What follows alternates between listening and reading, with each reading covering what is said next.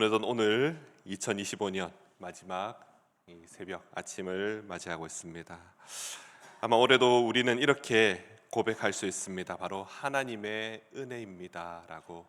이것이만 오늘 마지막 아침을 보내는 우리의 고백이 되는 줄로 믿습니다. 그래서 한번 고백해 봤으면 좋겠습니다. 우리 함께 고백하겠습니다. 오늘도 하나님의 은혜입니다. 올해도 하나님의 은혜입니다. 아멘. 사랑하는 성도 여러분, 우리가 잘해서 온 것이 아니죠. 하나님께서 인도하셨기 때문에 우리가 지금 이 자리에 또 하나님 앞에 기쁨으로 나아갈 줄로 믿습니다. 오늘 아침에도 하나님께서 우리에게 시편 150편의 말씀을 주시면서 이렇게 명령하고 있습니다. 바로 여호와를 찬양할지어다.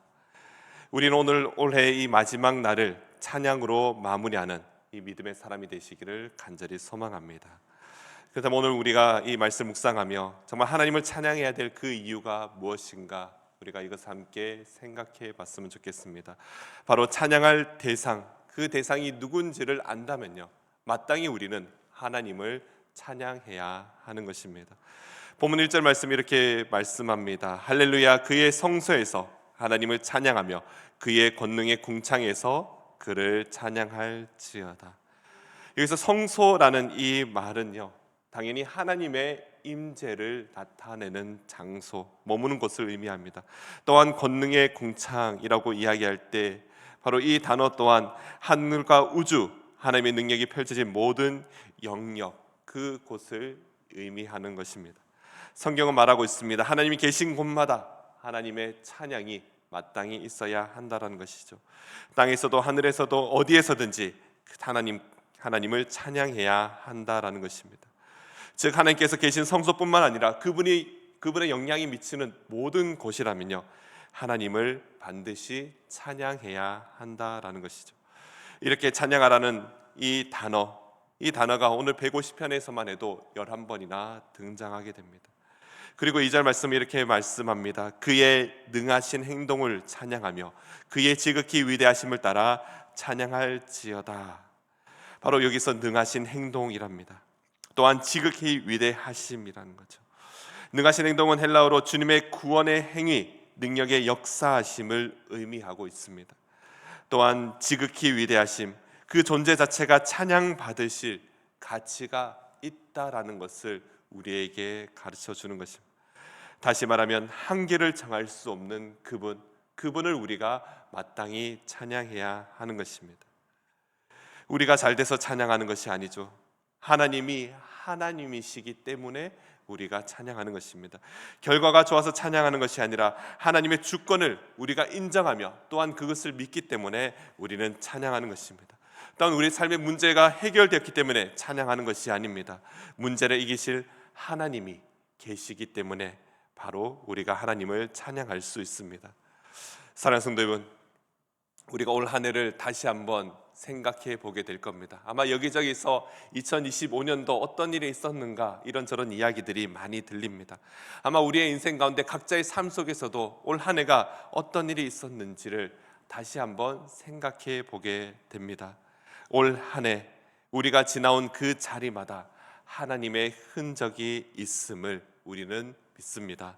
그러므로 우리는 마땅히 그분이 누구신지를 알기에 지금 이 순간에도 하나님을 찬양할 수 있습니다.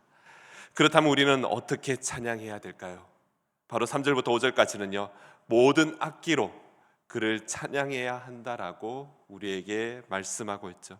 즉 나의 삶의 전부를 드리며 찬양해야 하는 것입니다.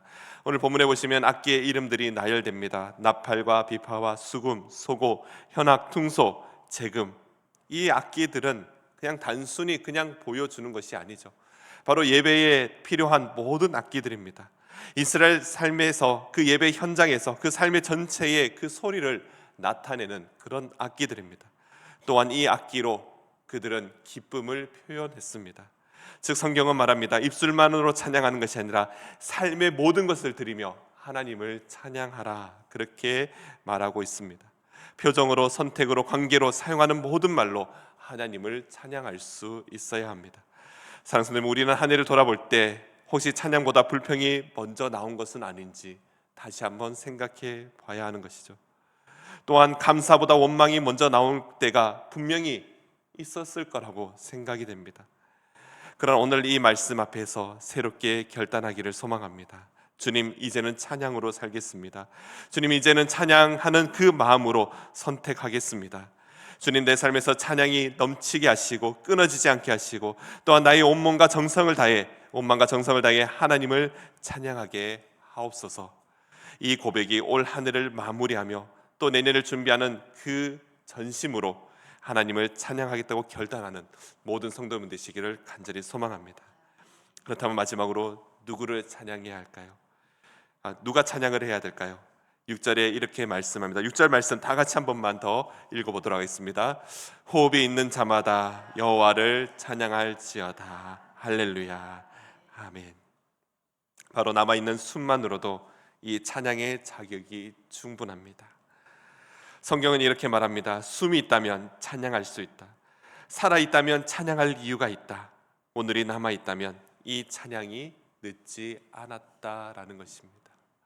아마 우리 믿음의 성도님들의 평생의 고백은 우리 숨이 멈추는 그날까지 하나님을 찬양하기를 원하실 겁니다.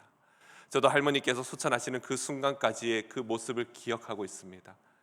그 순간까지도 할머니께서는요, 이 찬양의 소리를 계속 듣고 계셨죠. 그리고 그 마음으로, 그 입술로도 찬양하시는 모습을 제가 기억하고 있습니다. 사랑하는 성도분, 오늘 우리가 이 자리에 있다는 이 사실 자체가 바로 하나님의 은혜인 줄로 믿습니다. 오늘 아침에 눈을 떴다는 것, 또 이 예배 자리에 나올 수 있은 것, 또한 이 순간에도 숨쉬고 기도할 수 있는 것, 이것이야말로 바로 찬양의 이유가 되는 것입니다. 그러기에 우리는 고백할 수 있습니다. 주님, 오늘 숨이 남아있는 이 동안 하나님을 찬양하겠습니다. 바로 2025년도 찬양으로 마무리하며 내년 2026년을 찬양으로 시작하겠다라고 고백하는 모든 성도들 되시기를 간절히 소망합니다. 150편의 이 시편의 말씀을 묵상하며 다시 한번 1편부터 한번 보게 됩니다. 시편 이 전체의 이 긴 성경이죠. 1편에서 복 있는 사람이라 그렇게 외치며 또 마지막까지 하나님을 찬양하는 모습, 바로 우리의 인생의 모습이 이러해야 한다라고 생각이 됩니다. 하나님께서는 우리를 복 있는 자로 선택하여 주셨고 우리를 불러주셨습니다.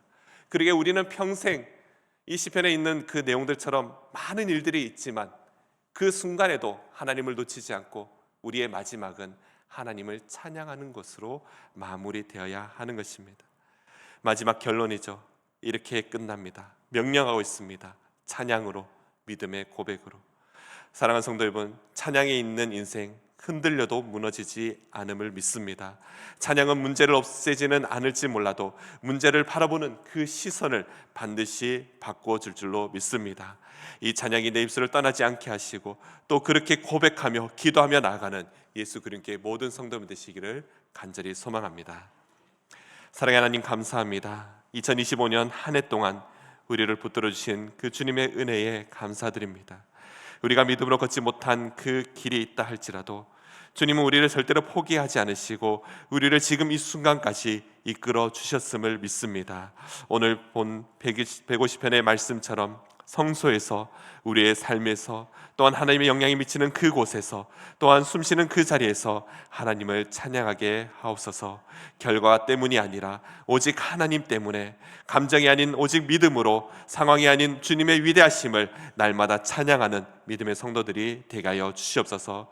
2025년 이 한 해를 찬양으로 마무리합니다.